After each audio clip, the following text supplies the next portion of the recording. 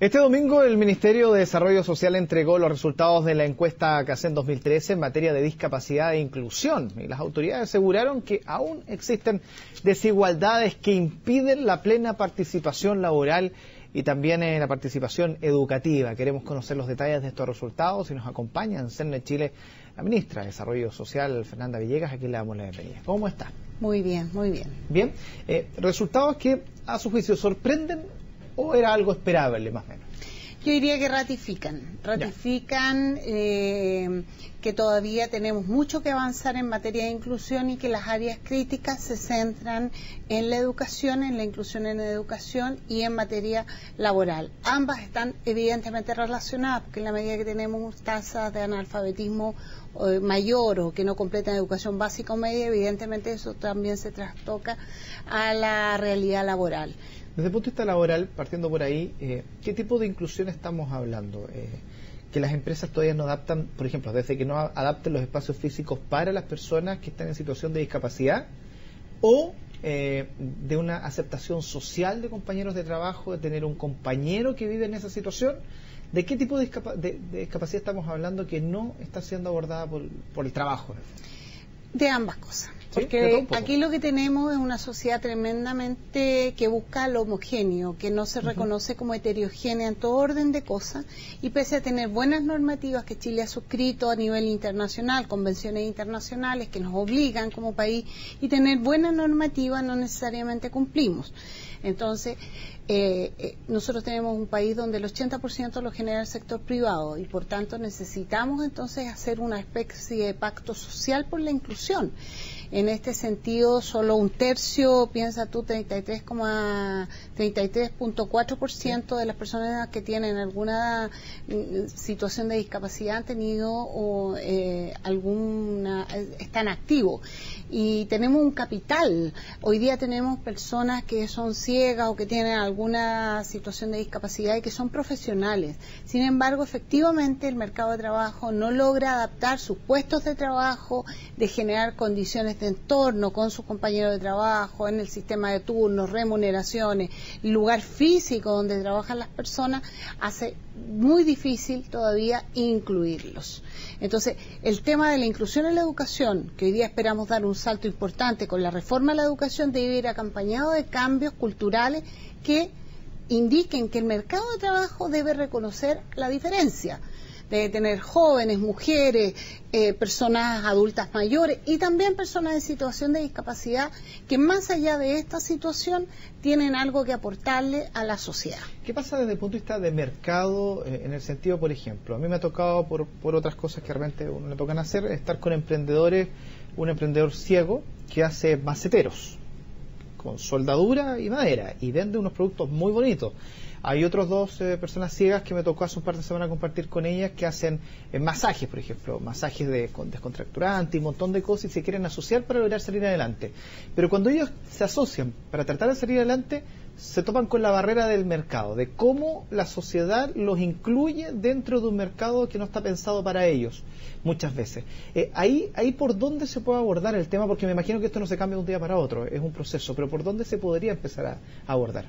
Bueno, una de las medidas que como gobierno hemos tomado es que la presidenta Bachelet en esto decidió ser muy innovadora. Primero, nosotros hemos tomado la definición de mostrar las cifras de un modo distinto. Esta encuesta CACEN que estamos mostrando nos propone una mirada que es la tradicional de ver las condiciones permanentes de las personas, pero también las personas que tienen dificultades para relacionarse con su entorno, dificultades en su vida cotidiana. Ese es un tema muy importante de cómo mostramos, porque lo que no se cuenta, lo que no se sabe, no existe.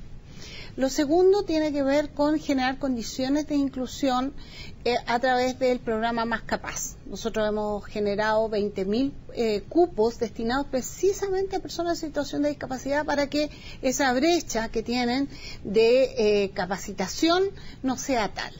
Y lo tercero, también tenemos sellos inclusivos que promueven buenas prácticas al nivel de las empresas. Ahora, hay muchos hoy día iniciativas que también tienen que ver con el autoempleo, con la generación de oportunidades a través del emprendimiento. Exactamente. Y nosotros ahí, el sello que queremos colocar en eso tiene que ver con esfuerzos que se están haciendo a través del FOSI para canalizar proyectos colectivos, ¿no?, de distinta naturaleza. Porque hoy día cuando entregamos las cifras, lo hice en un lugar donde hay adultos que han entregado arte, que están haciendo iniciativas artísticas, y hace muy poco acaban de ser monitores de talleres en centros de educación de Integra, y ellos han recibido su primera remuneración. O sea, estamos hablando no de una inclusión por lástima, caritativa, ni nada de eso. Ustedes están mostrando las imágenes precisamente, sí. Y ahí lo que vemos es que hay toda una potencialidad, una capacidad de hacer maceteros, de hacer arte. Tenemos profesionales que son ciegos hoy día, por ejemplo, abogados, periodistas.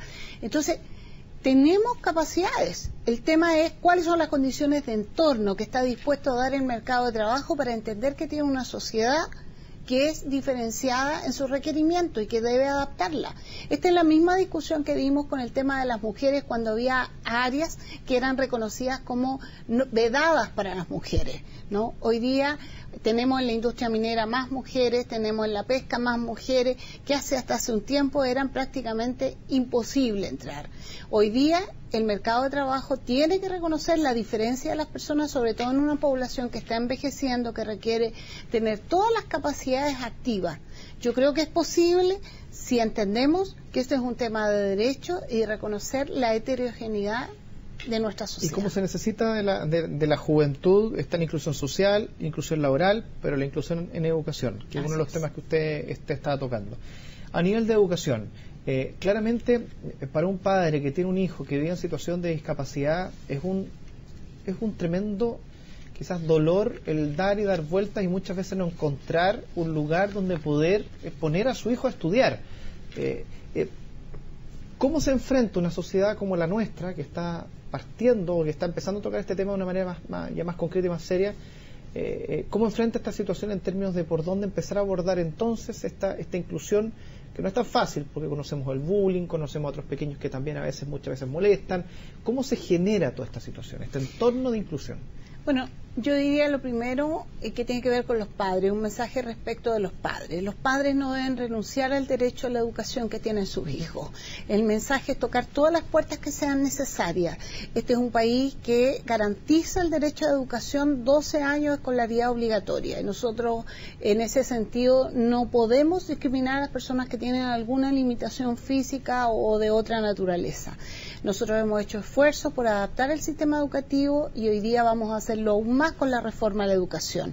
Es una reforma a la educación que se plantea para todos los niños e incluye precisamente cerrar esta brecha de que tenemos hoy día un analfabetismo que llega al 10% en el caso de los niños con alguna situación de discapacidad versus un 2,4% del resto de las personas.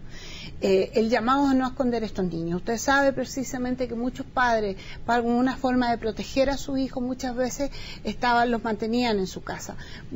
La idea es justamente que desde la primera infancia los niños se conecten rápidamente con su entorno. Nosotros tenemos hoy día un programa que es emblemático, que lideró la presidenta Bachelet en su primer gobierno, que es el Chile Crece Contigo. Y la tarea que ahí tenemos, que hoy día atiende de 0 a 4 años, y el fortalecer eso en este gobierno que nos hemos planteado, alargándolo hasta los 9 años, uno de los factores críticos es la detección temprana del rezago. Eso nos va a permitir, primero, que el niño pueda tener una atención adecuada, conectarlo con las redes de estimulación temprana que requieren todos los niños y especialmente también estos niños. Eso nos va a ayudar a los padres, no reconozcan el derecho a la educación de sus hijos y no abandonen la posibilidad de ofrecerlo. Tenemos que abrir los espacios para eso. Y ministra, ¿cómo se avanza eso? Me refiero al punto de vista de inversión social, cuando Chile tiene una geografía sumamente compleja. La mayoría de nosotros hablamos de la capital, Valparaíso, Concepción, las grandes ciudades, pero nos vamos quizás al sur, tienes Coyhaique, pero tiene un montón de poblados donde hay veces que tienen que andar horas para poder llegar a una ciudad. Te vas hacia el norte, a Iquique, y para qué decir si te vas hacia Huara, Pachica, y subes a otros pueblos, Villorrios, que finalmente las personas tienen que andar horas para tratar de llegar. ¿Cómo se vence esa dificultad geográfica para poder garantizar muchas veces una educación, y más aún cuando son niños que viven un problema de este tipo? Bueno, evidentemente que hasta hoy lo que tenemos es un modelo muy convencional educativo y la reforma debe garantizar a través también de innovaciones en las metodologías educativas que permitan llegar a atravesar las fronteras. En otros países se trabaja, por ejemplo, con educación a distancia, que es una posibilidad de llegar a lugares donde no llegamos. Chile tiene que explorar todas esas posibilidades para garantizar a estos niños esta trilogía de inclusión que nosotros hablamos. Sí. Este trencito que es la inclusión social, la inclusión laboral y la inclusión educativa. Este es la trilogía con la que nosotros queremos que Chile efectivamente se comprenda más allá de las cifras como un país que es capaz de darle a sus ciudadanos estas tres dimensiones. Inclusión social es que todos nos reconozcamos en la heterogeneidad, en la diferencia. La inclusión laboral es que permitamos efectivamente que las personas desempeñen sus talentos y colaboren en una sociedad, y la educativa, que es vencer estas barreras, primero de analfabetismo y de exclusión del sistema escolar. Ministra, muchísimas gracias por estar junto a nosotros. Muchas gracias a usted. Que esté muy bien. Gracias. Y nosotros hacemos una pausa a esta hora y por supuesto que regresamos dentro de poco con más noticias.